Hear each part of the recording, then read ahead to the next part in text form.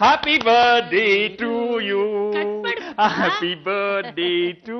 Birthday celebration ಜೋರಾಗಿ ನಡೀತಾ ಇದೆ. ಇವತ್ತು ನಿಮ್ಮ ಬರ್ತ್ಡೇ, ಸಾರಿ, ಇವತ್ತು ನಿಮ್ಮ ಬರ್ತ್ಡೇ ವಿಶಸ್ ಒಳ್ಳೆ ರೀತಿಲಿಲ್ಲ. ಅಂದ್ರೆ ಅದೇ ನೀವೊಬ್ರು ಗರ್ಭಿಣಿ ಹೆಂಗಸಿಗೆ ಕುಡಿದ ಮತ್ತಲ್ಲಿ ಕಾರಿಂದ ಗುದ್ದಿದ್ರಲ್ಲ, ಆ ಹೆಂಗಸಿನ ಮಗು ತೀರ್ಕೊಂಡಿದೆ. ಕಂಪ್ಲೇಂಟ್ ಕೊಟ್ಟಿದ್ದಾರೆ, ವಿಚಾರಣೆ ಶುರು ಮಾಡಿದ್ದೀನಿ. ಐ ವಿಟ್ನೆಸ್ ಸಿಕ್ಕಿ ಆರೋಪ ಸಾಬೀತಾದ್ರೆ ನೀವು ಜೈಲಿಗೆ ಹೋಗ್ಬೇಕಾಗತ್ತೆ. ಜಗ್ಗುಮಮ್ಮ, ನನ್ಗೊಂದು ಸಹಾಯ ಮಾಡ್ತೀರಾ? ಅದೇನು ಅಂತ ಹೇಳು ಅಮೃತ, ನನ್ನ ಕೈಲಾದ್ರೂ ಮಾಡ್ತೀನಿ. ಅವತ್ತು ಮನೆಯಿಂದ ಹೊರಟ್ನಲ್ಲ, ಆಕ್ಸಿಡೆಂಟ್ ಆಯ್ತು. ಆ ಆಕ್ಸಿಡೆಂಟ್ ಅಲ್ಲಿ ಒಂದ್ ಮಗು ಹೋಗ್ಬಿಟ್ಟಿದ್ಯಂತೆ. ಕಂಪ್ಲೇಂಟ್ ಕೊಟ್ಟಿದ್ದಾರೆ, ಜೈಲಾಗತ್ತಂತೆ. ಜಗ್ಗುಮಮ್ಮ, ದಯವಿಟ್ಟು ಇದರಿಂದ ಬಚಾವ್ ಮಾಡಿ. ನಿಮ್ಮ ಅಪ್ಪನೇ ಮಿನಿಸ್ಟ್ರು, ನನ್ನ ಹತ್ರ ಹೆಲ್ಪ್ ಕೇಳ್ತಿದ್ಯಲ್ಲ? ಇಲ್ಲ ಜಗ್ಗುಮಮ್ಮ, ಈ ವಿಷಯ ಅಪ್ಪನವರೆಗೂ ಹೋಗ್ಬಾರ್ದು. ಮೇಡಮ್ ಬೇರೆ ಊರಲ್ಲಿಲ್ಲ. ಪ್ಲೀಸ್ ಜಗ್ಗುಮಮ್ಮ, ಪ್ಲೀಸ್, ಪೊಲೀಸ್ ಅವ್ರ ಹತ್ರ ಮಾತಾಡಿ. ನಾವು ನರಸಿಂಹರಾವ್ ವಿರೋಧಿಗಳು. ಪೊಲೀಸ್ನವರು ನಿಮ್ಮ ಅಪ್ಪನ ಕಡೆನೇ ಇದ್ದಾರೆ. ಈಗೀಗ ಪೊಲೀಸ್ನವ್ರಿಗೆ ನಮ್ ಕಂಡ್ರೆ ಆಗ್ತಾ ಇಲ್ಲ. ಕಷ್ಟ ನಮ್ಮ. ಚಿಕ್ಕಮ್ಮ, ನಿಮ್ ತಂದೆ ಹನುಮಂತರಾವ್ ಹೇಗಿದ್ರು ಮಿನಿಸ್ಟ್ರು, ಅವ್ರಿಗೆ ತುಂಬಾನೇ ಕಾಂಟ್ಯಾಕ್ಟ್ಸ್ ಇರುತ್ತೆ. ಪ್ಲೀಸ್ ನನಗೆ ಜೈಲಿಗೆ ಹೋಗೋದ್ರಿಂದ ಬಚಾವ್ ಮಾಡಿ. ಸ್ವಲ್ಪ ಅವಮಾನ ಮಾಡಿದಾರ ನರಸಿಂಹರಾವ್ ನಮ್ಮ ಅಪ್ಪಂಗೆ. ಅವ್ರಿಗೆ ಹೆಲ್ಪ್ ಮಾಡ್ಬೇಕು ಅನ್ನೋ ಮನ್ಸಿದ್ರು ಮಾಡಲ್ಲ ಈ ಮನೆಯವ್ರಿಗೆ. ಹಾಗನ್ಬೇಡಿ ಚಿಕ್ಕಮ್ಮ, ನನಗೋಸ್ಕರ ಪ್ಲೀಸ್ ಹೆಲ್ಪ್ ಮಾಡಿ. ಮೊದ್ಲೇ ನನ್ನ ಲೈಫ್ ಸರಿ ಇಲ್ಲ, ಜೈಲಿಗೆ ಹೋದ್ರೆ ನೇಣು ಹಾಕೋಬೇಕಾಗತ್ತೆ. ಆ ಸಾವಿತ್ರಿ ಮೇಲಿನ ಕೋಪಕ್ಕೆ ಕುಡಿದು ಡ್ರೈವ್ ಮಾಡಿದೆ. ಅವಳು ಬಸ್ರಿ ಅನ್ನೋ ಖುಷಿಗೆ ದಿನಕ್ಕೆ 3 kg ಆಪಲ್ ತಿಂತಿದ್ದಾಳೆ. ನೀನ್ ಜೈಲಿಗೆ ಹೋಗಿ ರಾಗಿ ಮುದ್ದೆ ಮುರ್ಕೊಂಡು ತಿನ್ನು. ಪ್ಲೀಸ್ ಚಿಕ್ಕಮ್ಮ, ಹೆದರಿಸ್ಬೇಡಿ.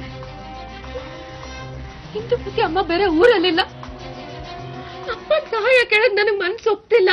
ಇದಕ್ಕೆಲ್ಲ ಕಾರಣ ನಿಮ್ಮಪ್ಪನೇ. ಯಾವ ತಂದೆನೂ ತನ್ನ 2ನೇ ಹೆಂಡತಿ ಪರವಾಗಿದ್ದು 1ನೇ ಹೆಂಡತಿ ಮಗುನ ತಾತ್ಸಾರ ಮಾಡಲ್ಲ. ಸಾರಿ ಅಮೃತ, ನಮ್ಮಪ್ಪ 1 ಕೋಟಿ ಕೊಡ್ತೀನಿ ಅಂದ್ರು ಈ ಮನೆ ವಿಷಯಕ್ಕೆ ತಲೆ ಹಾಕಲ್ಲ. ನಾನೇನು ಹೆಲ್ಪ್ ಮಾಡಕ್ ಆಗಲ್ಲ ಕಣೆ. ಎಲ್ಲ ಅಪ್ಪನಿಂದಾನೆ ಆಗಿದ್ದು. ಅವ್ರೊಬ್ರು ಸರಿ ಇದ್ದಿದ್ರೆ ಹೀಗೆಲ್ಲ ಆಗ್ತಿತ್ತ? ಅಪ್ಪನ್ನ ದೂಷಿಸಬೇಡ ನೀನು. ಚಿಂತೆ ಇಲ್ದಿರೋ ವಿಷಯಕ್ಕೆ ಹುಚ್ಚುಚ್ಚಾಗಿ ಕುಡಿದು ಡ್ರೈವ್ ಮಾಡಿ ಆಕ್ಸಿಡೆಂಟ್ ಮಾಡಿದ್ದ ನೀನು. ಅಣ್ಣ ಹೇಳಿದ್ನ ಕುಡಿ ಅಂತ. ಇದಕ್ಕೆಲ್ಲ ಕಾರಣ ನಿನ್ಗೆ ಸಾವಿತ್ರಿ ಮೇಲಿರೋ ದ್ವೇಷ. ಅವಳದೇನ್ ತಪ್ಪು? ಅಣ್ಣನ ಮದುವೆ ಆದ್ಲು, ಇವತ್ತು ಅಮ್ಮ ಆಗ್ತಿದ್ದಾಳೆ. ನಿನ್ನ ದ್ವೇಷ ನಿನ್ನನ್ನ ಯಾವ ಸ್ಥಿತಿ ತಂದಿದೆ ನೋಡಿವತ್ತು. ದ್ವೇಷ ಬಿಡು ಅಮೃತ. ಅದೆಲ್ಲ ಬೇಡ. ನೀನೇನ್ ಯೋಚನೆ ಮಾಡ್ಬೇಡ. ನನ್ನ ಕೈಲಾಗದೆ ಇದ್ರೆ ಅಣ್ಣಂಗೆ ಹೇಳ್ತೀನಿ. ಆ ಹೆಂಗ್ಸು ಹಾಸ್ಪಿಟ್ಲಿಂದ ಡಿಸ್ಚಾರ್ಜ್ ಆಗಿದಾರಾ? ಆಗಿರಬಹುದು. ಅವರನ್ನ ಕರೆಸಿ ಸಮಾಧಾನ ಮಾಡಿ ಮಾತಾಡ್ಸಿದ್ರೆ ಹೇಗೆ? ಅವ್ರ ಕೇಸ್ ವಾಪಸ್ ತಗೊಂಡ್ರೆ ಮಾತ್ರ ಅಮೃತ ಜೈಲ್ಗೆ ಹೋಗೋದನ್ನ ತಡಿಬಹುದು. ಮಗುನ್ ಕಳ್ಕೊಂಡಿದ್ದಾಳೆ, ಮನ್ಸಲ್ಲಿ ನೋವಿರುತ್ತೆ. ಬರ್ತಾಳ? ನಮ್ಮ ಮಾತು ಕೇಳ್ತಾಳ? ದೇವ್ರ ಮೇಲೆ ಭಾರ ಹಾಕಿ ಪ್ರಯತ್ನ ಪಡೋಣ ಅಮ್ಮ.